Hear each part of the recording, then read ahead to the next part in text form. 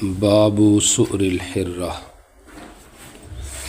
احکام میاہ بیان ہو رہے تھے۔ پہلے مائے مطلق کا بیان ہوا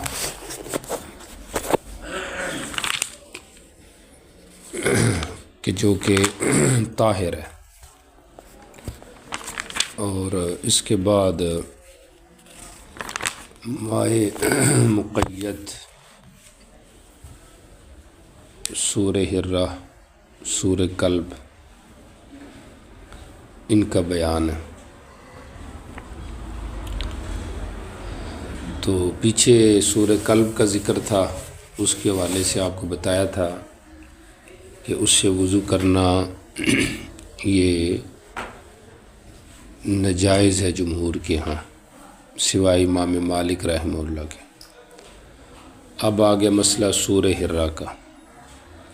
عنوان تو سور حرہ ہے، لیکن مقصود مصنف کا وضو بماء سور الحرہ ہے۔ ربط ماقبل سے ہو گیا، اس بات ترجمہ بالمعنی ہے، اور وہ اس طرح سے کہ سور حرہ سے وضو جائز ہے۔ پہلی روایت میں بھی یہ ہے انہا لیست بنجس، اور دوسری روایت میں بھی یہ ہے انہا لیست بنجس۔ سند حدیث پہ آئیں تو پہلی جو روایت ہے اور دوسری روایت یہ صحیح ہے۔ حنفیہ کے ہاں ان پہ اشکال ہے، اس لیے ان کو ضعیف بھی بتایا گیا ہے۔ بہرحال حسن سے کم نہیں ہے، اور پہلی جو روایت ہے اس میں ضعف کی وجہ یہ ہے کہ اس کے اندر ایک راویہ ہے حمیدہ، اور ایسے ہی کبشہ، ان پہ یہ جرح ہے کہ یہ مجہول ہے۔ ابن مندہ نے یہ کہا ہے، مندہ نے، کہ یہ مجہول ہے۔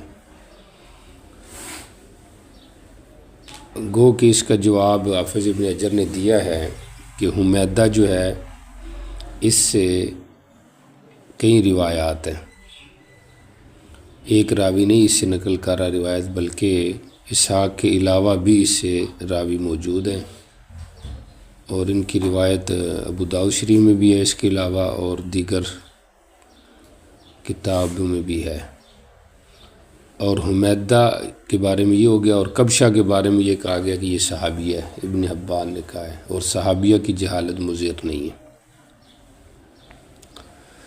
اس لیے انہوں نے اس روایت کی تحسین فرمائی ہے۔ اور اگلی جو روایت ہے اس کے اندر احناف کی طرف سے یہ اشکال ہے کہ اس میں ایک راویہ ہے جس کا نام ہے، آیا یہاں پہ کنیت داؤد، ان داؤد ان امہ۔ یہ جو داؤد ہے اس کے بارے میں بھی یہ ہے کہ یہ مجہولہ ہے، تو اس لحاظ سے یہ روایت کیا بن گئی ہے، ضعیف بن گئی ہے۔ بہرحال ابن حجر وغیرہ اور دیگر محدثین نے ان کی تحسین فرمائی ہے۔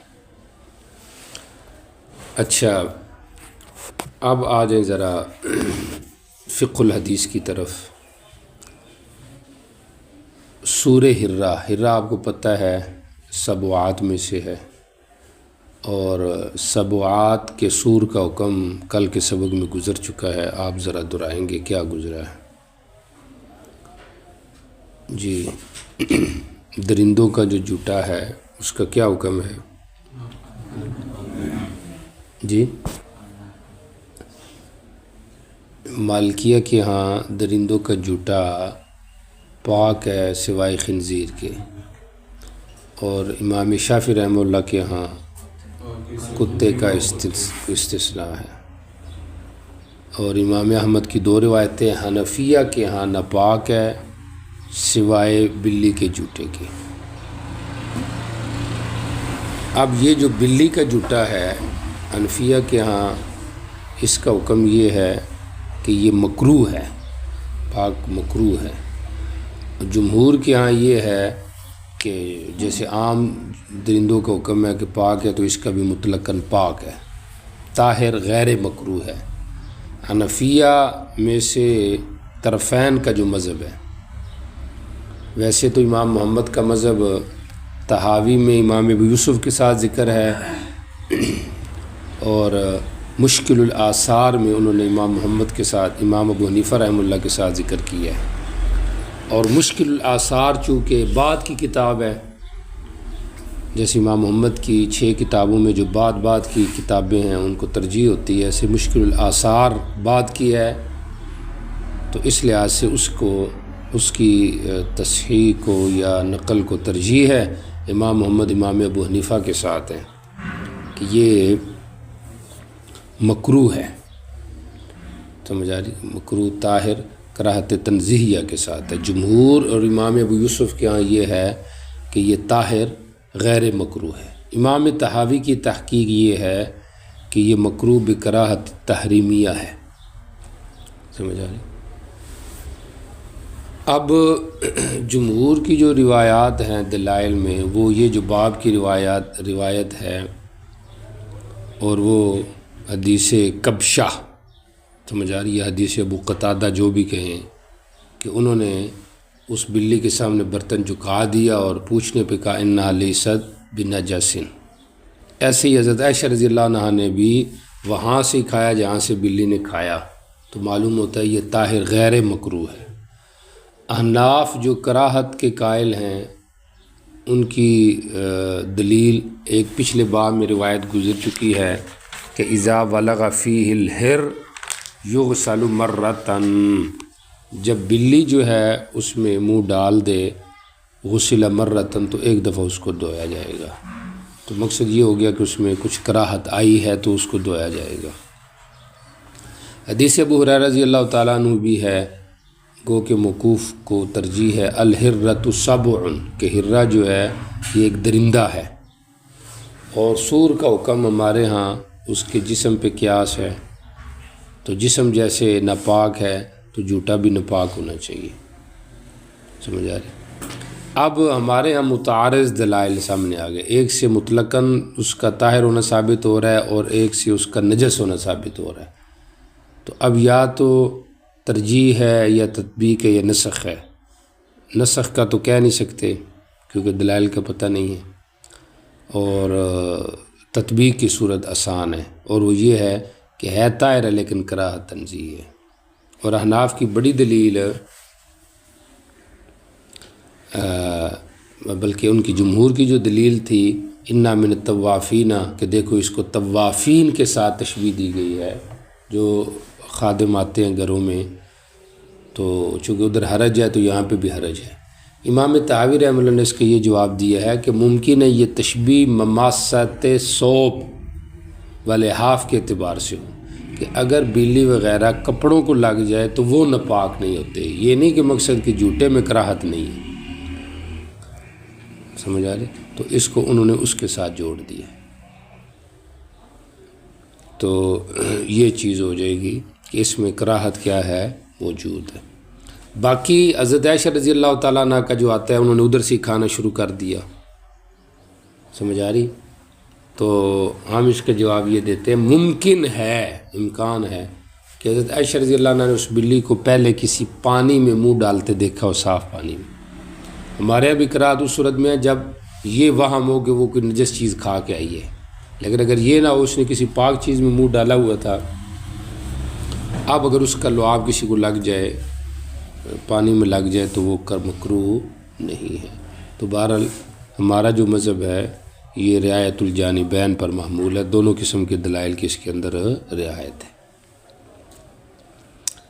اچھا، اب مصنف کا مقصود چونکہ جمہور کے ساتھ ہے، مطلقاً اس کا پاک ہونا ذکر ہے، تو چونکہ ہم بھی تو طاہر ہی کے قائل ہیں، یہ بھی حدیث ہمارے خلاف نہیں ہے، کیونکہ اس سے طہور ثابت ہو جائے گا اس کا پاک ہونا، اور کراہت دوسرے دلائل سے ثابت ہو جائے گی۔ دیکھیں روایت کا ترجمہ، کبشہ جو تھی وہ کان تحت ابن ابی قتادہ، یہ ابن ابی قتادہ کی بیوی تھی، یہ بھی صحابیہ ہیں۔ ان ابا قتادہ حضرت ابو قتادہ آئے، فسکبت لہ وضوءا، وضو کا پانی میں نے ان کے لیے رکھا، فجاءت حرۃ، یعنی ان کے سسر آئے ہیں، بلی آئی فشربت منہ، ان سے پینے لگی، فاصغى له الاناء، انہوں نے ان کے آگے برتن چکا دیا، حتی شربت، یہاں تک اس نے پانی پی لیا۔ قالت کبشہ، کبشہ کہتی ہیں فرانی انظر الی، مجھے انہوں نے دیکھا کہ میں تعجباً یا انکاراً دیکھ رہی ہوں کہ عجیب بات ہے، بلی کو پانی پلا رہے، اسے وضو بھی کر رہے ہیں۔ فقال، آگے سے ابو قتادہ نے کہا تعجبینہ، تعجب کرتی ہے اے میری بھتیجی۔ ممکن ہے رشتے میں جو ہے وہ ان کی بھتیجی لگتی ہو، لیکن یہ ہے کہ عربوں کے ہاں یہ تھا کہ عموماً کسی کو بھی بھتیجا بھتیجی چچا کے جیسے ہمارے یہاں ہوتا ہے ادب کے لیے۔ فقلت، میں نے کہا جی ہاں۔ فقال، انہوں نے کہا ان رسول اللہ صلی اللہ علیہ وسلم قال، آپ صلی اللہ علیہ وسلم نے فرمایا ان آل سید بنجس، یہ نجس نہیں ہے، نجس مصدر بھی پڑھا گیا اور نجس بھی پڑھا گیا۔ نجس کہتے ہیں یہ بلی کی صفت ہو جائے گا کہ یہ خود نجس نہیں ہے، سمجھ آ رہی، یا یہ نجاست والی نہیں ہے۔ انا من الطوافین، کیونکہ یہ طوافین علیکم الطوافات، جو تمہارے اوپر آنے جانے والی چیزیں ہیں ان میں سے ہیں، تو اس لحاظ سے اس کے ناپاک ہونے میں جوتے کے حرج ہے، تو اس لحاظ سے اس میں تخفیف آ گئی۔ اچھا جی، اگلی روایت دیکھیں۔ ام داؤد مولاتہا ارسلتہا، انہوں نے بھیجا اس کو، مولا سے مراد موتقہ ہوگا، جی میں نے آزاد کیا ہوگا ان کو، حریصہ دلیہ دے کے حضرت عائشہ کی طرف، فوجدتہا، انہوں نے پایا حضرت عائشہ کو تصلی، وہ نماز پڑھ رہی تھی، فاشارت الیہ، انہوں نے میری طرف اشارہ کیا، انزعیہا، کہ اس کو رکھ دو۔ تو نماز میں اس طرح کا قلیل اشارہ یہ منافی صلاۃ نہیں ہے۔ فجاءت حرۃ، بلی آئی، فاکلت، انہوں نے اسے کھایا، فلما انصرف، جب وہ واپس ہوئی، اکلت من حیث اکلت الحرہ، انہوں نے وہاں سے کھایا جہاں سے رکھ آیا تھا۔ فقالت، اور پھر کہنے لگی ان رسول اللہ صلی اللہ علیہ وسلم قال، آپ نے فرمایا انا لیست من نجس، یہ نجس نہیں، انا من الطوافین علیکم، یہ ان میں سے جو تمہارے اوپر آتے جاتے رہتے ہیں۔ وقد رأیت رسول اللہ، میں نے نبی علیہ السلام کو دیکھا کہ آپ بھی اس کے بچے ہوئے سور سے وضو کرتے تھے۔ جی چلے آگے چلے۔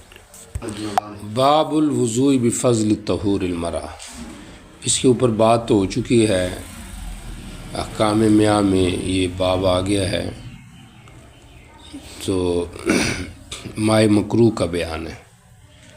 پیچھے یوں کہہ لے کہ مائے نجس جو تھا اس کا بیان تھا، ٹھیک ہو گیا، اور مائے طاہر کا بھی کہہ سکتے ہیں مستعمل، ٹھیک ہو گیا، مائے نجس، سور کلب، مائے مکروہ، ٹھیک ہو گیا۔ تو یہاں پہ بھی اسی کا ذکر آ گیا، مائے مکروہ، وضو بفضل طہور المرأة۔ تین صورتیں آپ کو بتائی تھی۔ امام نووی رحمہ اللہ فرماتے ہیں کہ دو میں اجماع ہے کہ جائز ہے، سمجھ آ رہی، اور وہ کون سی ہیں؟ مرد عورت دونوں کا اکٹھا وضو کرنا، ایک دوسرے کا فضل استعمال کرنا، اور مرد کا بچے عورت استعمال کرے۔ اختلاف ہے وضو بفضل طہور المرأة میں، اس لیے امام ابو داؤد نے یہی باب قائم کیا ہے۔ امام احمد رحمہ اللہ کہتے ہیں یہ ناجائز ہے، ظاہری کبیر مذہب ہے، جمہور کے یہاں یہ جائز ہے، اس میں کوئی کراہت نہیں ہے، سمجھ آ رہی۔ اب حنابلہ کی دلیل یہی ہے، سمجھ آ رہی، کہ نہى النبی صلی اللہ علیہ وسلم ان يتوضأ الرجل بفضل طہور المرأة، سمجھ آ رہی، اس سے آپ نے کیا کیا ہے؟ منع کیا ہے، جو یہاں پہ موجود نہیں ہے، لیکن بہرحال اس قسم کی ایک روایت ہے، اور جمہور کے ہاں یہ چونکہ جائز ہے، اور امام ابو داؤد کا بھی یہی مسلک ہے کہ یہ جائز ہے، سمجھ آ رہی، تو اس لحاظ سے انہوں نے یہ باب قائم کیا ہے وضو بفضل طہور المرأة کا۔ وہ جو نہیں کی روایت ہے وہ اگلے باب میں ہے، نہى رسول صلی اللہ علیہ وسلم تغتسل المرأة بفضل الرجل، نہى ان يتوضأ الرجل بفضل طہور المرأة، ٹھیک ہو گیا، تو وہ اگلی روایت کے اندر آ رہا ہے۔ مصنف کا مقصود اس کے جواز کا بیان ہے۔ خیال رکھیں جو چیز ہمیں سمجھ میں آئی ہے وہ یہ کہ امام ابو داؤد راجح مذہب کو مقدم ذکر کرتے ہیں، سمجھ آ رہی، اور حضرت شیخ زکریا رحمہ اللہ کی رائے یہ ہے کہ راج مذہب کو مؤخر ذکر کرتے ہیں، سمجھ آ رہی؟ بہرحال یہاں پہ انہوں نے پہلے یہی ذکر کیا ہے کہ وضو بفضل طہور المرأة یہ جائز ہے، نہیں کی روایت آگے آ رہی ہے نہا رسول اللہ صلی اللہ علیہ وسلم ان یتوضأ الرجل بفضل طہور المرأة، تو اس بات ترجمہ پہلا جو باب ہے اس کے اندر جو ہے وہ بالمعنی ہے، سمجھ آ رہی؟ کیونکہ آگے حدیث اس کا جواز ذکر آ رہا ہے، اور نہیں عن ذالک، نہیں عن الوضوء بفضل طہور المرأة، سمجھ آ رہی؟ یہ اس بات ترجمہ بلفظ الحدیث ہے، چونکہ آگے حدیث نمبر 82 میں آ رہا ہے نہا یتوضأ الرجل بفضل طہور المرأة۔ اچھا، مقصود مصنف بھی بیان کر دی ہے، مسئلے کا جو مذاہب تھے وہ بھی آپ کے سامنے آ گئے ہیں، دلائل بھی آپ کے سامنے آ گئے کہ لوگ جو مجوزین ہیں ان کے دلائل یہ ہیں کہ نبی علیہ السلام نے حضرت عائشہ رضی اللہ عنہ کے ساتھ اکٹھا غسل کیا ہے، ایسے ہی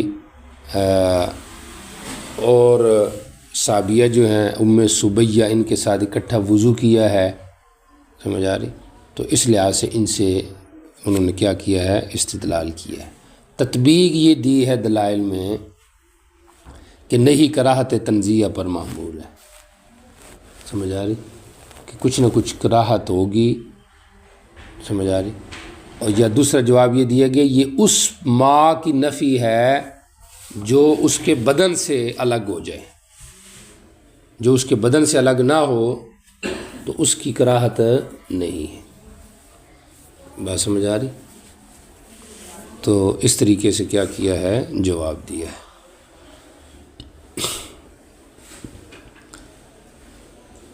اچھا جی، اب آ جائیں ذرا پہلی حدیث کی طرف۔ حضرت عائشہ رضی اللہ عنہ سے روایت ہے، فرماتی ہے کنت اغتسل، میں اور نبی علیہ السلام غسل کرتے تھے کہ برتن سے ونحن جنوبان، اس حال میں کہ ہم دونوں جنبی ہوتے۔ جنبی کو جنبی اس لیے کہتے ہیں کہ یہ جنب دوری کو کہتے ہیں، چونکہ یہ بھی یہ بندے سے دور ہوتا ہے جنبی، سمجھ آ رہی؟ یا یہ نماز سے دور ہوتا ہے جب تک جنابت میں ہوتا ہے، اس لیے اس کو جنبی کہتے ہیں، اس حال میں کہ ہم جنبی ہوتے تھے۔ تو انائے واحد، وقت واحد کوئی مستلزم ہے، اور نہ بھی مستلزم ہو تب بھی فضل طہور تو سمجھ میں آ رہا ہے نا۔ اگر تو یہ وقت واحد کو مستلزم ہے، انائے واحد فرض کرے، برتن بھی ایک تھا وقت بھی ایک تھا، پھر تو اختلافی مسئلہ نہیں ہے، لیکن انائے واحد وقت واحد کو مستلزم نہیں، ممکن آگے پیچھے کرتے ہوں غسل، تو اگر آگے پیچھے کرتے ہوں تو اس صورت میں تو وضو بفضل طہور المرأة کیا ہو جائے گا، ثابت ہو جائے گا، جواز۔ جی چلے آگے۔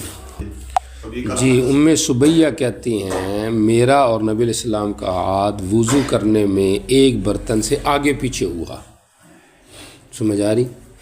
اب بظاہر یہ اشکال ہے شراح کو کہ ام سبیہ تو غیر محرم ہے، تو ان کے ساتھ آپ کا اکٹھے وضو کرنا، ایک جواب یہ دیا گیا ہے کہ یہ پردے سے پہلے کی بات ہے، پھر یہ اشکال ہے کہ پردے سے پہلے چلو چہرے کا پردہ نہیں ہوگا، لیکن کشف عورت جو ہے یا کشف بدن جو ہے یہ تو منع ہی تھا نا، تو ظاہر بات ہے وضو میں تو کونی کھلتی ہے۔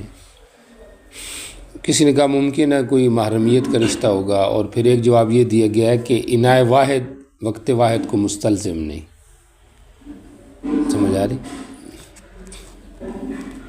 انائے واحد جو ہے یہ وقت واحد کو مستلزم نہیں ہے، ممکن ہے آگے پیچھے وضو کرتے ہوں، اور یہ بھی ہو سکتا ہے کہ ممکن ہے یہ بچی ہوں، تو یہ اس وقت کی بات ہو رہی ہے۔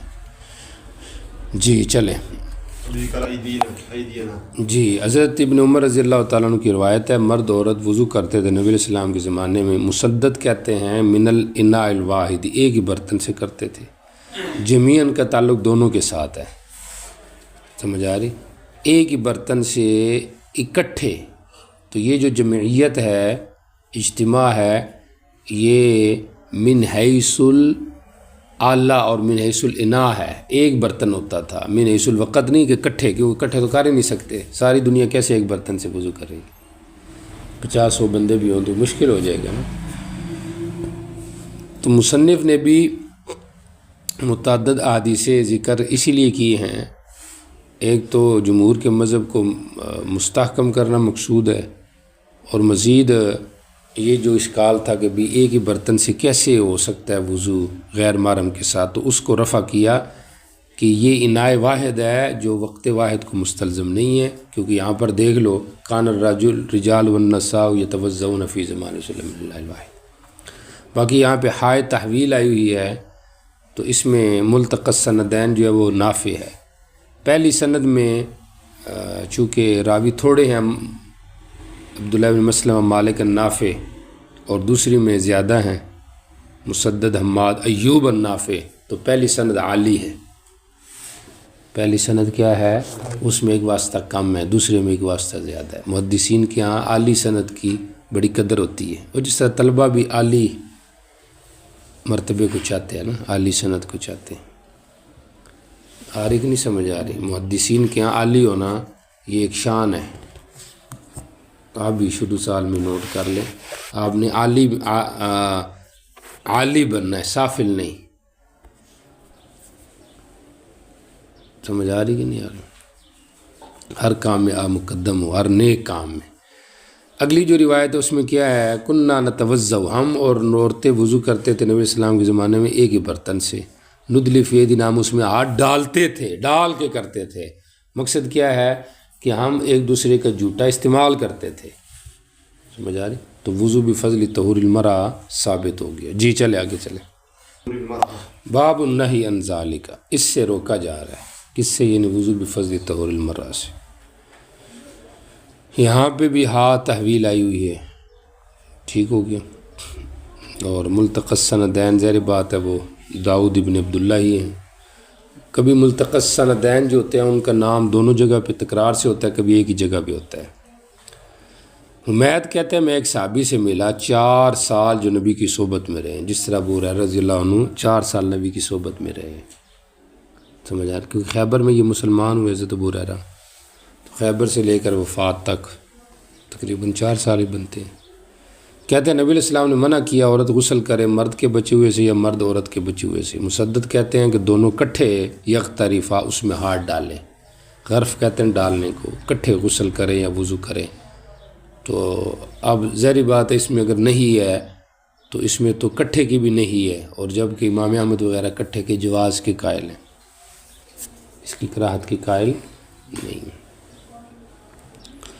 جی چلے، دوسری جو روایت ہے اس کے اندر ہے حکم بن عمر وہو الاقرع، ان عمر کا تعارف کروا رہے ہیں کہ وہ اقرع ہے، حکم کی بات نہیں ہے، عمر کی بات ہے۔ ضمیر خلاف قیاس ویسے تو لوٹتی ہے نا موصوف کی طرف، مضاف کی طرف، لیکن یہاں پہ مضاف الی عمر کی طرف لوٹ رہی۔ ان نبی صلی اللہ علیہ وسلم نہا یتوضأ الرجل بفضل طہور المرأة۔ جی باب الوضوء بماء البحر، ماء بحر سے وضو کرنا۔ مصنف کا مقصود اس کے جواز کا ذکر ہے، اس بات ترجمہ جیسے کہ آگے آ رہا ہے فَإِن تَوَضَّأَ أَفَنَتَوَضَّأُ بِمَاءِ الْبَحْرِ، تو اس بات ترجمہ بلفظ الحدیث ہے، ٹھیک ہو گیا۔ اور یہاں پہ بھی احکام میاں میں سے ماء بحر کو ذکر کیا جا رہا ہے، اور چونکہ یہ بھی ایک لحاظ سے ماء مقید بنتا ہے ماء بحر، ٹھیک ہو گیا، تو اس لحاظ سے اس کو یہاں پہ مقید ماء کے اندر اس کو ذکر کیا ہے۔ سند کے حوالے سے یہ جو روایت ہے یہ روایت ٹھیک ہے، سمجھ آ رہی؟ اس میں کوئی نہیں، یہ روایت صحیح ہے۔ یہاں پہ کیا آ رہا ہے؟ پہلے فقہ الحدیث میں اگر آپ آئیں تو وضو بماء البحر کے اندر اتفاق ہے کہ یہ کیا ہے؟ جائز ہے، اس میں کوئی ناجائز اور کراہت والی بات نہیں ہے۔ وجہ شبہ جو ہوا تھا صحابہ کرام کو وہ یہ تھا کہ پانی پاک ہونا چاہیے۔ اب اس میں تو سواحل کے اندر اور خود سمندر میں بڑی بڑی مچھلی مرتی ہیں، سمجھ آ رہی؟ اور ایسے ہی اوصاف ثلاثہ کا تغیر نہیں ہونا چاہیے، اس میں تو ہوتا ہے ذائقہ بھی بدلہ ہوتا ہے، رنگ بھی بعض اوقات بدلہ ہوتا ہے، تو اس سے وضو جائز ہے کہ نہیں جائز؟ تو اس لحاظ سے ان کو یہ شبہ ہوا تھا، آپ نے اس شبہ کا جواب دیا، لیکن علی اسلوب الحکیم جواب دیا۔ اسلوب الحکیم وہ ہوتی ہے جو مخاطب کی ضرورت کو پورا کر دے، سمجھے، اور اگر اس کے ذہن میں کوئی اشکال ہے تو وہ بھی کیا ہو جائے؟ رفع ہو جائے۔ اچھا، باقی یہاں پر ایک اور بھی حیوانات بحری کے حلت اور حرمت میں جو اختلاف ہے وہ بھی سن لیں، چونکہ یہاں پہ مچھلی جو ہے یہاں پہ کہا گیا نا الحل میتۃ، اس کا مردار حلال ہے، سمجھ آ رہی؟ تو باہری جو جانور ہیں حنفیہ کے یہاں مچھلی کے علاوہ سارے حرام ہیں، حلال نہیں ہیں، چاہے جو بھی ہو، سمجھ آ رہی؟ سب کا یہی حکم ہے۔ شوافی کے یہاں یہ ہے کہ اس میں مختلف اقوال ہیں۔ ایک قول تو یہ ہے کہ مطلقاً حلال ہے سارے، سمجھ آ رہی؟ اور دوسرا یہ ہے کہ جس کی نظیر خشکی میں حلت کی ہے تو وہ حلال ہے۔ اب اگر سمندری گھوڑا ہو، سمندری انسان ہو، سمجھ آ رہی؟ اسی طریقے سے سمندری جو ہے وہ کیا کہتے ہوں حرام چیزوں میں شیر ہو مثلاً، تو اس قسم کے جو جانور ہیں وہ کیا ہو جائیں گے؟ حرام ہو جائیں گے، سمجھ آ گئی؟ تو یہ مذہب ہے کس کا؟ امام شافعی رحمہ اللہ کا، سمجھ آ گئی؟ باقی جو فقہا ہیں ان میں سے بعض نے تمساح، ضفدع، سمجھ آ رہی؟ ان کا بھی استثناء کیا ہے کہ یہ حرام ہے، باقی کیا ہے؟ حلال ہے، سمجھ آ رہی؟ چونکہ ضفدع کے بارے میں آتا ہے نا کہ آپ سے پوچھا گیا کہ اس کو دوائی میں استعمال کریں تو آپ نے منع کر دیا، بات سمجھ آ رہی؟ بہرحال جمہور ایک دو جانوروں کے علاوہ باقی تقریباً حلت کے قائل ہیں، سمجھ آ رہی؟ احناف صرف مچھلی کا استثناء کرتے ہیں، واللہ اعلم مذاہب میں۔ اچھا، اب یہاں پہ جو دلیل ہے الحل میتتہ، یہ شوافی وغیرہ جمہور کی دلیل ہے کہ دیکھو یہاں پہ مطلق ذکر کیا گیا ہے کہ سمندر کے جتنے مردار ہیں سارے حلال ہیں، سمجھ آ رہی؟ ہماری دلیل قرآن پاک کی آیت ہے وَيُحَرِّمُ عَلَيْهِمُ الْخَبَائِثَ، ایسے ہی قُلْ لَا أَجِدُ فِي مَا أُوحِيَ إِلَيَّ مُحَرَّمًا عَلَىٰ طَاعِمٍ إِلَّا أَن يَكُونَ مَيْتَةً أَوْ لَحْمَ خِنْزِيرٍ۔ دیکھو یہاں پہ استثناء نہیں کیا گیا بری بحری کا، لہٰذا جہاں پہ نصوص مطلقاً حرمت بتا رہی ہیں وہ بری بحری دونوں کو شامل ہے، بات سمجھ آ گئی کہ نہیں آ گئی؟ باقی یہاں پہ جو انہوں نے کہا الحل میتۃ، ہم کہتے ہیں حل بمانے حلال نہیں، حل بمانے پاک کے ہے کہ اس کا مردار پانی میں گر جائے تو مجا رہی کہ نہیں، تو وہ پاک تصور ہوگا، کیونکہ اتنا جو پانی ہے اس کے آگے اس کی جو نجاست ہے وہ کوئی معنی نہیں رکھتی۔ اور اگر آپ یہ کہتے ہیں کہ حل سے مراد حلال ہی ہے تو اور روایت میں آپ نے اس کی وضاحت کر دی ہے، نبی علیہ السلام نے فرمایا احلت لنا المیتتان السمک والجراد، وہاں پہ آپ نے واضح کر دیا کہ میتہ سے مراد دو چیزیں ہیں، ایک مچھلی اور ایک جراد ٹڈی، بات ختم ہے، بات سمجھ آ گئی کہ نہیں آ گئی؟ اچھا، یہ تو بات ہی فقہ الحدیث میں، اب آ جائیں ذرا ترجمۃ الحدیث کی طرف۔ حضرت ابو ہریرہ رضی اللہ تعالیٰ سے روایت ہے، ایک آدمی نے نبی پاک صلی اللہ علیہ وسلم سے پوچھا اور کہا اللہ کے رسول ہم بحر میں، یہ کون بندہ تھا؟ واللہ علم کون تھا، ممکن ہے اس کا نام جو ہے وہ عبداللہ ہو، سمجھ آ رہے، کسی نے اور بھی بتایا ہے۔ بہرحال ہم سمندر میں سوار ہوتے ہیں، بحر میں سے مراد سمجھ آ رہی آلہ بحر جو ہوتا ہے، سمجھ آ رہی، کشتی وغیرہ پر، اور ہم اپنے ساتھ تھوڑا سا پانی لے جاتے ہیں میٹھا، اگر ہم اس سے وضو کریں تو پیاسے رہ جاتے ہیں، آیا مائع بحر سے وضو کریں؟ تو اشکال کی وجہ میں نے آپ کو بتائی کیا ہے۔ نبی علیہ السلام نے جواب دیا بالکل ہوا الطہور، یہ جو سمندر ہے اس کا پانی بالکل پاک ہے۔ یہاں پہ مسند علیہ اور مسند دونوں کی تعریف ہے، تعریف العاشیتین یفید الحصر ہے، لیکن یہاں پہ جو حصر ہے وہ مسند کی مسند علیہ میں ہے، مسند علیہ کی مسند میں نہیں ہے کہ پاکی اس میں بند ہے، پاکی تو اور بھی پانی پاک ہے نا، مسند علیہ کی مسند کی بند ہے کہ یہ بالکل پاک ہے۔ الحل میتتہ، اس کا مردار حلال ہے، مچھلی یا پاک ہے، جبکہ اس کے علاوہ باقی جانور مراد لے، یہ بھی مراد لیا جائے تب بھی ٹھیک ہے، پاک ہے۔ مردار پاک ہونے کا مقصد کیا ہے کہ بغیر ذبح کے حلال ہے، یہ نہیں کہ اندر جو مر جائے تو وہ حلال ہے، وہ تو طافی ہے، وہ تو حرام ہے ہمارے یہاں، بات سمجھ آ گئی؟ اب چونکہ سوال صرف پانی کے بارے میں تھا، آپ نے کھانے کے بارے میں بھی جواب دے دیا، یہ اسلوب الحکیم تھا، کیونکہ اگر پانی ختم ہونے کا ڈر ہے تو جناب کھانے کا بھی ختم ہونے کا ڈر ہو سکتا ہے۔ اب اگر وہ ختم ہو جائے تو پھر کیا کریں کھانے کا؟ تو کہا کہ اس میں پھر کھانے میں مچھلی کھا لو۔ سمجھ آ رہی؟ یا ان کا جو وجہ شبہ تھی، شبہ یہی تھا کہ اس کے اندر مچھلی مر جاتی ہیں، سمجھ آ رہی؟ تو آپ نے اس کو ختم کیا کہ نہیں، الحل میتۃ، مرتی ہیں تو مرتے رہیں، کوئی مسئلہ نہیں، وہ تو حلال ہے۔ سمجھ آ رہی؟ تو اس لیے یہ اشکال ذہن میں نہ لاؤ کہ یہ پانی کیا ہے، ناپاک ہے۔ بات سمجھ آ گئی؟ جی چلے آگے چلیں۔ جی باب الوضوء بالنبیذ، آپ کو بتایا تھا کہ ماء مقید کے احکام چل رہے ہیں، تو نبیذ یہ بھی ماء مقید ہے۔ اس سے وضو کا جو مسئلہ ہے اس کا ذکر ہو رہا ہے کہ یا یہ جائز ہے یا ناجائز ہے۔ اختلافی مسئلہ بھی ہے۔ پہلے تو آپ اس بات ترجمہ دیکھ لیں، ربط میں نے آپ کو بتا دیا ہے، سمجھ آ رہی؟ اس بات ترجمہ بالمعنی ہے، کیونکہ آپ نے کہا وماء طہور، یعنی اس سے وضو جائز ہے۔ ٹھیک ہو گیا؟ ایسے ہی سارے تقریباً احادیث میں جو روایات آگے آ رہی ہیں، معلق روایات ہیں، ان میں بھی اس کے حکم ذکر ہے۔ باقی فقہ الحدیث میں اگر آ جائیں تو جمہور کے یہاں وضو بالنبیذ جائز ہے۔ امام صاحب رحمہ اللہ سے ایک روایت یہ تھی کہ یہ جائز ہے، تھی کہہ رہا ہوں، فتویٰ اگرچہ اس پر ہے کہ وہ آپ نے رجوع کر لیا ہے، سمجھ آ رہی؟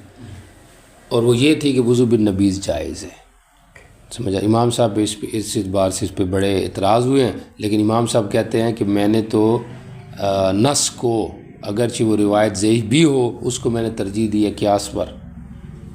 حنفیہ کو عموماً یہ کہا جاتا ہے نا، یہ کیا کرتے ہیں، قیاس پہ عمل کرتے ہیں، حدیث چھوڑ دیتے ہیں۔ تو احناف تو ضعیف حدیث کو بھی قیاس پہ مقدم رکھتے ہیں۔ اب یہاں پہ دیکھ لیں، قیاس یہ تقاضا کرتا ہے کہ یہ وضو ٹھیک نہیں ہونا چاہیے کیونکہ یہ پانی نہیں ہے، باقی پانیوں پہ قیاس کیا جائے، لیکن نص پہ آپ نے عمل کیا۔ اچھا، نبیذ کا پہلے لغوی معنی سمجھے۔ نبیذ کس سے کہتے ہیں؟ نبیذ بمعنی منبوذ کے ہے، یعنی نبیذ کہتے ہیں الماء الذی یلقی فیہ تمر او شعر شعیر، سمجھ آ رہی؟ جس کے اندر جو گندم یا کھجوریں ڈالی جائے، کشمش ڈالی جائے، اس کو کیا کہتے ہیں؟ لغتاً نبیذ کہا جاتا ہے۔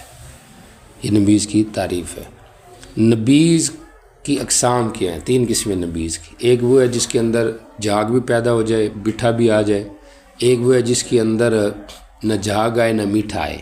تیسری صورت یہ ہے کہ جس کے اندر میٹھا آئے لیکن جھاگ نہ آئے، مسکر نہ ہو۔ جس کے اندر جھاگ اور میٹھا آ جائے یہ بالاتفاق حرام بھی ہے، اور اس سے آپ کو پتہ ہے وضو غسل جائز نہیں ہے۔ ٹھیک ہو گیا؟ جس کے اندر نہ جھاگ آئے نہ مٹھاس آئے، مطلب ڈال دیے 2-4 منٹ کے بعد نکال لی کھجوریں، اس سے بالاتفاق جائز ہے، وہ بھی نبیذ ہی آئے گا لغتاً۔ اور تیسری صورت یہ ہے کہ اس کے اندر کچھ مٹھاس آئے لیکن جھاگ نہ آئے۔ اس میں امام صاحب رحمہ اللہ کی روایت تھی کہ جائز ہے، اور دلیل ان کے عبداللہ بن مسعود کی روایت تھی کہ تمرۃ طیبۃ وماء طہور۔ اور جمہور کی دلیل یہ ہے، قرآن کہتا ہے فَإِن لَّمْ تَجِدُوا مَاءً فَتَيَمَّمُوا، پانی نہ ہو تو یہ پانی تو نہیں ہے، یہ تو نبیذ ہے، نام بھی بدل گیا ہے، سمجھ آ رہی؟ لہٰذا اس صورت میں تو وہی ہونا چاہیے۔ اور مزید یہ کہ یہ روایت ضعیف ہے، اس کے اندر ابو زید راوی مجہول ہے، اور مجہول راوی کی روایت ضعیف ہوتی ہے، لہٰذا اس ضعیف پہ عمل نہیں کرنا۔ تو سمجھ آ رہی؟ امام صاحب سے چونکہ رجوع ثابت ہے، اس لیے ہمیں دلیل دینے کی، جواب دینے کی ضرورت ہی نہیں ہے۔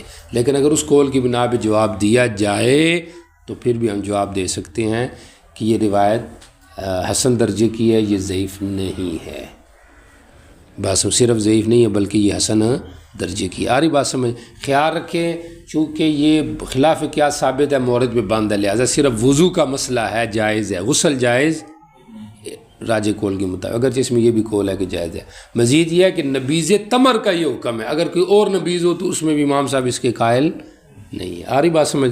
اچھا، اب ذرا آ جائیں حدیث کی طرف۔ سند حدیث کا میں نے آپ کو حوالہ تو دے دیا ہے، لیکن ابھی میں آپ کو بتاتا ہوں اس میں کیا چکر ہے۔ دیکھیں ذرا، حدثنا شریک ابی فزارۃ عن ابی زید، یہ جو ابو زید ہے نا، ان کے بارے میں یہ ہے کہ یہ مجہول ہے، سمجھ آ رہی؟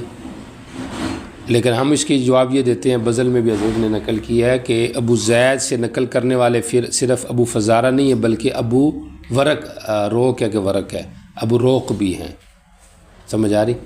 تو جب ایک راوی سے دو بندے روایت کرے تو اس کی جہالت رفع ہو جاتی. یاد ہے مجہول راوی کی روایت کا حکم؟ میں نے 2 دفعہ آپ کو تفصیل سے بتایا ہے. یہ مجہول العین جو ہوتا ہے جس سے ایک راوی روایت کرے، اس سے چونکہ 2 نقل کر رہے لہٰذا یہ مجہول نہیں رہا. سمجھ آ رہی؟ ایک ابو فزارہ اور دوسرے ابو روخ. اور مزید یہ کہ عبداللہ ابن مسعود سے جو ابو زید نقل کر رہے ہیں تو یہ صرف ابو زید نہیں کر رہے، اس کے علاوہ ایک تو یہ ہو گیا نا، سمجھ آ رہی؟ مزید یہ کہ اس روایت کو حضرت عبداللہ ابن مسعود سے ابو زید کے علاوہ بھی 14 بندے نقل کر رہے ہیں. ابو زید کے علاوہ 14 بندے نقل کر رہے ہیں حضرت عبداللہ ابن مسعود سے. تو عبداللہ ابن مسعود سے کئی بندے نقل کر رہے ہیں، پھر ان سے بھی آگے ایک نہیں بلکہ 2 بندے نقل کر رہے ہیں. تو اس لیے ایسی روایت حسن درجے کی. نبی علیہ السلام نے ان سے کہا لیلۃ الجن میں معافی دعوتی کہ یہ تیرے دعویٰ چمڑے کا برتن لوٹا جو بھی کہ اس میں کیا ہے؟ انہوں نے کہا جی نبیذ ہے. آپ نے فرمایا کھجوریں بھی پاک ہیں اور پانی بھی اس کا کیا ہے؟ پاک ہے. کھجوریں اچھی ہے، پانی پاک ہے. انہوں نے کہا یہ منسوخ ہے، یہ روایت کیا ہے؟ منسوخ ہے. چونکہ مائدہ مدنی صورت ہے تو یہ لیلۃ الجن والا واقعہ مکہ میں ہوا ہوگا تو یہ منسوخ ہو چکا ہے. ہم نے اس کا جواب دیا احکام الجن وغیرہ میں تصریح ہے کہ لیلۃ الجن یہ جو جنات سے ملاقات ہوئی ہے 6 دفعہ ہوئی ہے، 3 دفعہ مکہ میں، 3 دفعہ. تو ممکن ہے یہ بعد کا واقعہ ہو، تو نسخ کے لیے ضروری ہے نا ناسخ مؤخر ہو. یہاں پہ ممکن ہے کہ ناسخ مقدم ہو. سمجھ آ رہی؟ باقی اس کے اوپر ایک اشکال خود ابن حضرت ابو داؤد نے رحمہ اللہ نے فرمایا ہے کہ حضرت عبداللہ ابن مسعود تو ساتھ تھے ہی نہیں واقعے میں، تو اس لیے یہ روایت ضعیف ہے. ہم کہتے ہیں 6 دفعہ میں کچھ دفعہ ایسی ہوں گے جہاں پہ نہیں ہوں گے، اس لیے اس لحاظ سے نفی بھی ٹھیک ہے، اور جہاں پہ تھے خود کہہ رہے ہیں میں ساتھ تھا تو یہ بھی ٹھیک. تطبیق ہوگی کہ نہیں ہوگی؟ قال ابو داؤد، امام ابو داؤد کہتے ہیں قال سلیمان کہتے تھے، سمجھ آ رہی؟ ان ابی زید، اور میرے دوسرے استاد سلیمان انہوں نے ان ابی زید او زید کہہ دیا ہے. یعنی مقصد یہ ہے کہ یہ راوی ہے ہی مجہول ہے، اس کا کوئی پتہ نہیں ہے کہ یہ ابو زید ہے یا زید ہے. شریک نے بھی ایسے ہی کہا کہ یہ پتہ نہیں زید ہے کہ ابو زید ہے، اور حناد نے جو استاد ہے لیلۃ الجن کا لفظ نقل نہیں کیا. کوئی گل سمجھ آ رہی کہ نہیں آ رہی؟ اچھا جی، تو مقصود مصنف یہ اس حدیث کی راوی کے اوپر جرح کرنا ہے کہ یہ راوی مجہول ہے. جی اگلی روایت پڑھ لیے. حضرت علقمہ سے روایت ہے، کہتے ہیں میں نے عبداللہ بن مسعود سے پوچھا رضی اللہ عنہ وعنا کہ جو من کان منکم، کون تھا تم میں سے نبی علیہ السلام کے ساتھ لیلۃ الجن میں؟ تو انہوں نے کہا ما کان معه منا احد، ہم میں سے تو کوئی بھی نہیں تھا. تو مصنف کا مقصود جرح کرنا ہے کہ پچھلی روایت ضعیف ہے. بات سمجھ آ رہی؟ تو ہم کیا جواب دیتے ہیں؟ ما کان معه منا احد غیری، میرے علاوہ کوئی نہیں تھا. نمبر 2، اس خاص ملاقات میں کوئی نہیں تھا، چونکہ پیچھے رہ گئے تھے نا، آپ نے ان کو پیچھے کر کے ایک جگہ آپ نے بتا دی ادھر سے ہٹنا نہیں ورنہ جن تنگ کریں گے. سمجھ آ رہی؟ تو اس لحاظ سے بھی کیا ہو گئی؟ تطبیق ہو گئی. کوئی گل سمجھ آ رہی؟ یا یہ ہے کہ فی بعض الاحوال کی نفی ہے، بعض جو حالات تھے ان میں نہیں تھے، چونکہ 6 دفعہ واقعہ ہے نا، کچھ اوقات میں نہیں تھے کچھ اوقات میں تھا. اگلی روایت دیکھو. عطا کہتے ہیں تابعی ہیں، انہو کاری ہے، ان سے منقول ہے کہ انہوں نے ناپسند سمجھا وضو کرنا دودھ اور نبیذ سے، اور انہوں نے کہا تیمم مجھے زیادہ پسند ہے اس وضو سے. تو مطلب یہ مکروہ ہے. مصنف یہ کہنا چاہتے ہیں کہ فقہا جو ہیں ان کی رائے بھی یہ ہے کہ یہ مکروہ ہے. اپنی بات کی تقویت اسلاف سے نقل کر رہے ہیں. کوئی گل سمجھ آ رہی ہے؟ تسی بھی فتویٰ کسی لاؤ یا کوئی تحقیق کرو تو اس میں اسلاف سے نقل ضروری ہے. کوئی بھی مسئلہ ہے، سمجھ آ رہی؟ اسلاف سے آپ منقول کریں. اگر آپ کے پاس اسلاف آپ کے ساتھ ہیں تو ٹھیک ہے، نہیں ہے تو پھر خاموشی اختیار کریں. آگے دیکھیں. سال تو ابوالعالیہ، میں نے ابوالعالیہ سے پوچھا ایک آدمی کے بارے میں جس کو جنابت پہنچ گئی اور اس کے پاس پانی نہ ہو اور اس کے پاس نبیذ ہو، آیا وہ اسے غسل کرے؟ تو ابوالعالیہ نے کہا نہیں غسل نہ کرے. تو مصنف کیا کہنا چاہتے ہیں؟ وضو غسل کا ایک ہی حکم ہے، جب غسل ٹھیک نہیں تو وضو بھی ٹھیک نہیں. ابوالعالیہ کے اثر کا گو کہ ہم نے جواب بھی دیا ہے کہ جب ان سے پوچھا گیا کہ بھئی کہا گیا کہ اس طرح تو منقول ہے حدیث میں، تو انہوں نے کہا کہ وہ نبیذ اور تھی اور یہ آج کل آپ کی نبیذ اور ہے، یہ تو جھاگ والی نبیذ ہے، اور وہ نبیذ تو ہوتی تھی وہی جو پیچھے کہا کہ اس میں کچھ مٹاس آتی تھی، وہ الگ نبیذ تھی۔ تو اس سے پتہ چلا جائے تو پھر تو ابو العالیہ کا اثر ہمارے خلاف نہیں بنتا ہے۔ بہرحال مصنف کا جو مقصود تھا میں نے آپ کو بتا دیا کیا ہے، اور مصنف نے اسلاف کی نقل کر کے بھی ہمیں ایک ذہن دے دیا ہے کہ ہر فتوے میں، ہر مسئلے میں اسلاف ساتھ ہونے چاہیے، سمجھ آئے؟ اگر آپ کے ساتھ اسلاف نہیں ہے، اجتہادی مسئلہ ہے، تو پھر اس میں سختی نہ کریں، سمجھ آ رہے؟ ان جی قرآن و حدیث کا نام لے کے خام خواہ سختی نہ کریں۔ جی چلے آگے چلیں، پڑھو پڑھو پڑھو۔ اچھا جی، باب ایصلی الرجل وہو حاقن، حاقن آدمی نماز پڑھے، سمجھ آ رہی؟ اب تو پہلے ماقبل سے ربط دے کے پیچھے بات ہو رہی تھی ماں کی، اب نماز کی بات آ گئی۔ ویسے تو مرتب تراجم ہیں امام ابو داؤد کے، تو یہاں پہ بظاہر لگتا ہے کہ یہ ترتیب نہیں رہی، سمجھ آ رہی؟ تو اس کا جواب جو میرے ذہن میں واللہ عالم، اور وہ یہ ہے کہ چونکہ مصنف پیچھے مسئلہ بیان کر رہے ہیں وضو بالنبیذ کی کراہت کا، ٹھیک ہوگی، اسی کی تائید میں یہاں پہ ایک اور مسئلہ پیش کر رہے ہیں، یہ ایک ذیلی باب ہے، سمجھ، اور وہ صلاۃ الرجل وہو حاقن، کہ جیسے یہ مکروہ ہے تو وہ بھی مکروہ ہے، سمجھ آ رہی؟ تو اس کا اس کے ساتھ تعلق ہے۔ اچھا جی، اور یہ چیز ہو گیا، اس بات ترجمہ آگے آ رہا ہے کہ ایسی حالت میں بندے کو نماز نہیں پڑھنی چاہیے، یہ مکروہ ہے۔ فلیبدأ بالخلاء، پہلے بندہ کیا کرے؟ بیت الخلاء جائے، پھر جا کے کیا کرے؟ نماز پڑھے۔ ہوگی والی اس بات ترجمہ سب کے اندر کیا ہے؟ بالمعنی یہ ہے کہ ایسی حالت میں نماز پڑھنا ممنوع ہے، لیکن یہ کراہت تنزیہی ہے، سمجھ آ رہی؟ کراہت تحریمیہ نہیں ہے، ٹھیک ہو کہ جمہور کا یہ مسلک ہے۔ ظاہر یہ کیا یہ ہوگا کہ نماز نہیں ہوگی، ان کے یہاں نماز نہیں ہوگی، امام احمد کے یہاں بھی نماز ہو جائے گی، کوئی بات سمجھ آ رہی ہے؟ اچھا جی، یہ مسئلہ ہو گیا۔ اب آ جائیں ذرا پہلی روایت کی طرف، سند کے اوپر آ جائیں۔ ہشام بن عروہ نبی ان عبداللہ بن ارقم نظر آ رہا ہے، یہاں پہ عروہ ڈائریکٹ نقل کر رہا ہے عبداللہ ابن ارقم سے، ایسے ہی ہے نا؟ بعض سندوں میں عروہ اور عبداللہ ابن ارقم کے درمیان ان رجل کا واسطہ ہے، ان رجل۔ اب اس کے اندر محدثین کی دو جماعتیں ہیں، کچھ کہتی ہیں کہ رجل کا واسطہ ٹھیک نہیں ہے، اور کچھ کہتے ہیں کہ نہیں، یہ روایت دونوں طریقوں سے منقول ہے، سمجھ آ رہی؟ تو تطبیق یہی دی گئی ہے کہ یہ دونوں سے منقول ہو، پہلے انہوں نے بالواسطہ سنا ہو اور پھر انہوں نے بلا واسطہ سن لیا ہو، ہوگی بڑی بات۔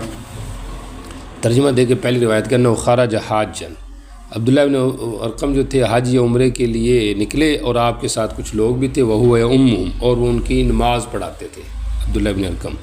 فلما کان ذات یومن، ایک دن نماز کی اقامت، کہنے والے نے اقامت کی، صبح کی نماز کی،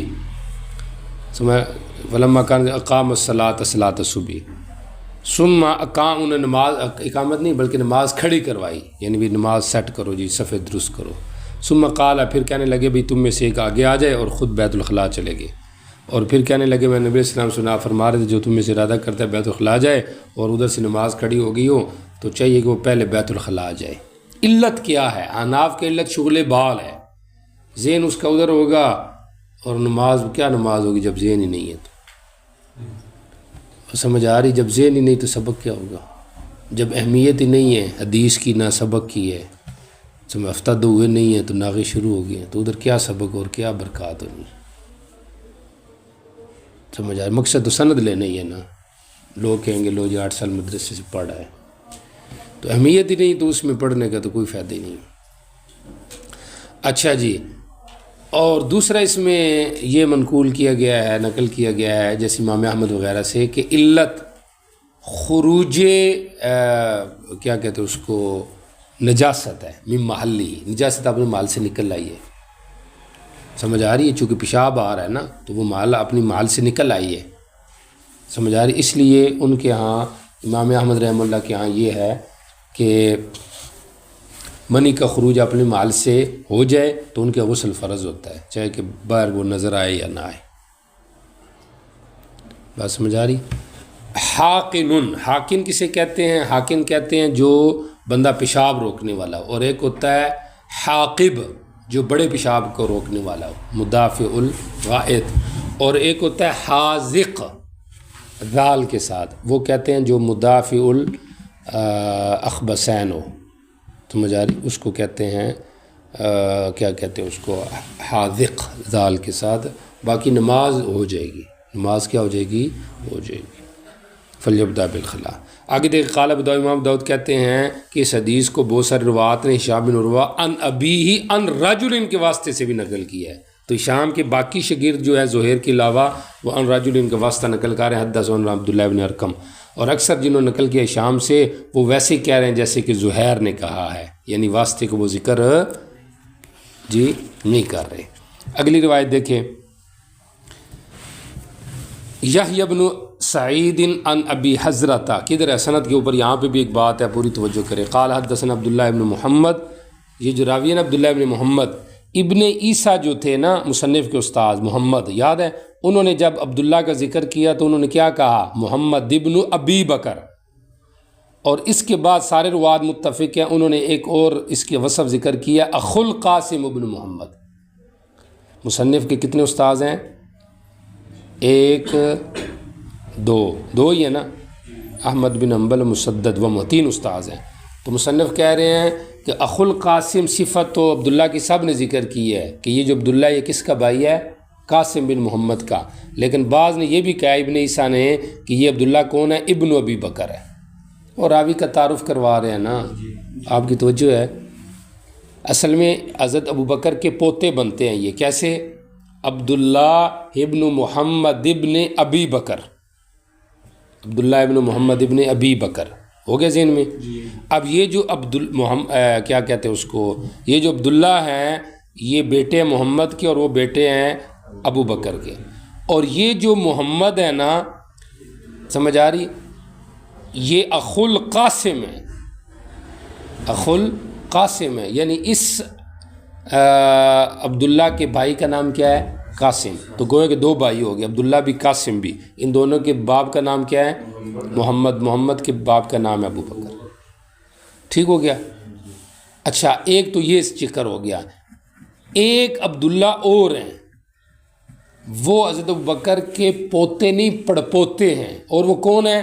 عبداللہ ابن محمد ابن عبد الرحمن ابن ابی بکر، عبداللہ ابن محمد ابن عبد الرحمن ابن ابی بکر، ٹھیک ہو گیا؟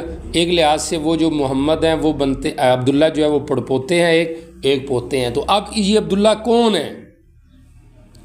تو کہا اخو القاسم، یہ وہ عبداللہ ہے جو قاسم کا بھائی ہے، یہ والا ہے، وہ والا پڑپوتا نہیں ہے، کیونکہ اس کا بھائی قاسم نہیں ہے، ٹھیک ہو گیا؟ اور ابن ابی بکر تو پھر وہ محمد جو ہے وہ تو ابن ابی بکر ہیں ہی ہے نا، ٹھیک ہو گیا؟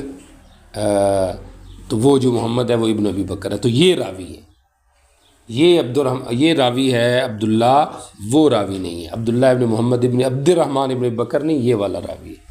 اب پھر اس پر اشکال ہے کہ مسلم کی روایت میں تو یہ پتہ چلتا ہے کہ اس سے وہ راوی مراد ہے عبداللہ، سمجھ آ رہی؟ اس کو لوگوں نے کہا کہ یہ بات ٹھیک ہے جو مسلم میں ہے، یہ سنن کی جو روایت ہے یہ راوی نہیں ہے، پھر اب اس میں کیا کہیں گے؟ اس میں کہیں گے یہ مجاز ہے، یہ کیا ہے؟ مجاز۔ کیسے کہ یہ عبداللہ جو اخو القاسم ہے، یہ قاسم اس عبداللہ کا بھائی ہے، لیکن یہ مجازن بھائی ہے، یہ کیا ہے؟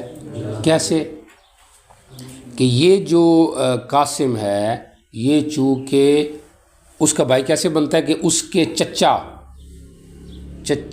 کے بیٹے کا بیٹا ہے، اس کا چچا وہ بن گیا نا، وہ، اور یہ عبد الرحمن، اور یہ سمجھ آ رہی؟ عبد الرحمن اور محمد یہ دونوں آپس میں بھائی ہیں، تو یہ جو قاسم ہے یہ چچا کے بیٹے کا وہ کیا کہتے ہیں، وہ جو عبداللہ سمجھ آ رہی؟ اس قاسم کے چچے کے بیٹے کا بیٹا ہے، اور چچا زاد بن گئی نا، تو چچا زاد آپس میں بھائی ہوتے ہیں، چچا زاد تو سمجھ آ گیا نا، چچا زاد آسان ہو گیا، کوئی گل سمجھ آ گئی؟ یا تو یہ ہے کہ یہ قاسم اس محمد کا بیٹا ہے، تو بتانا یہ چاہتے ہیں کہ یہ والا جو عبداللہ ہے یہ اس کا بھائی قاسم ہے، یہ عبداللہ مراد ہے، وہ عبداللہ مراد نہیں ہے۔ اور اگر وہ عبداللہ ہے جیسے مسلم کی روایت میں ہے تو پھر یہ اس کا قاسم چونکہ چچا زاد بھائی بنتا ہے، اس لحاظ سے مجازن اخو القاسم یہاں پہ ذکر کیا۔ اب آ جائے ذرا، کنہ عند عائشہ، حضرت عائشہ کے پاس سے فجیہ بطعام میں ان کا کھانا لایا گیا، قاسم نماز پڑھنے لگے۔ اصل میں حضرت قاسم کی والدہ ام ولد تھی تو ان کی زبان میں لکنت تھی، حضرت عائشہ نے ان کو ڈانٹا کہ تو فصیح بولا کرنا، تو ناراض ہو گئے۔ کھانا آیا تو بجائے کھانا کھانے لئے نماز پڑھنے لگے۔ حضرت عائشہ نے آگے سے روایت بیان کی، سمیت رسول اللہ، میں نے نبی علیہ السلام سے سنا فرما رہے تھے کھانے کی موجودگی میں کوئی نماز نہ پڑھے۔ سمجھ آ رہی؟ نہ پڑھنے کی وجہ وہی ہے جو آپ کو بلکہ یہاں پر وجہ کیا ہے، وہی شغل بال ہے یا یہ ہے، سمجھ آ رہی، یا یہ اس صورت میں بعد نے کہا کہ کھانا ختم نہ ہو جائے، سمجھ آ رہی، یا کھانا خراب نہ ہو جائے، سمجھ آ رہی، یہ ساری چیزیں ہیں۔ ولا ہوا، اور نہ اس حال میں کہ یدافع الاخبثان، کہ اس کو وہی اخبثان چھوٹا بڑا پیشان ہٹا رہا ہے پیچھے اور یہ نماز پڑھ رہا ہے، تو کہا اس طرح نہ کریں۔ جی اگلی روایت پڑھیں گے۔ جی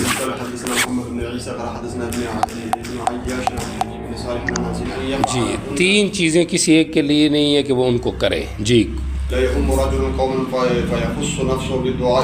کوئی آدمی کسی قوم کی امامت نہ کرائے کہ پھر اس میں اپنے لیے دعا کرے، اوروں کے لیے دعا نہ کرے۔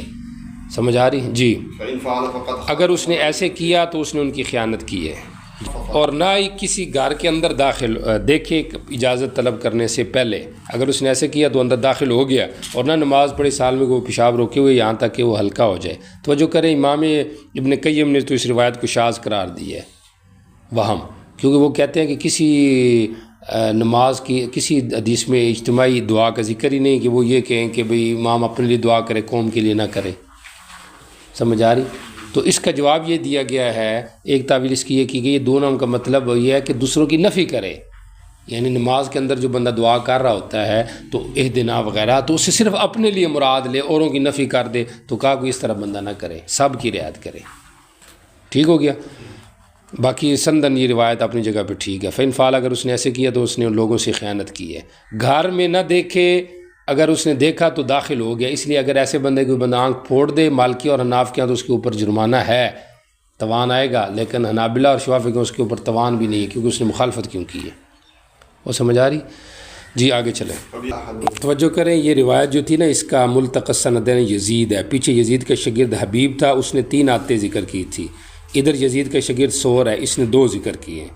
فرق اور دونوں میں یہ ہے کہ پہلے میں کیا تھا، مدافع یعنی حقن کا ذکر پہلے تھا اس روایت میں، اور پہلی روایت میں کیا تھا، امامت والا جو ذکر ہے اس کا ذکر پہلے تھا، تو یہ 2 اختلاف ہے۔ باقی قال ابو داؤد، امام نے آخر میں ذکر کیا ہے، وہذا من سنن، امام ابو داؤد کہتے ہیں یہ اہل شام کی سنن میں سے ہے جس کے اندر کوئی اور غیر شامی نہیں ہے، تو محدثین نے کہا اس میں سے حضرت ابو ہریرہ کو نکالنا پڑے گا کیونکہ وہ شامی نہیں ہے، باقی روات شامی ہو جائے۔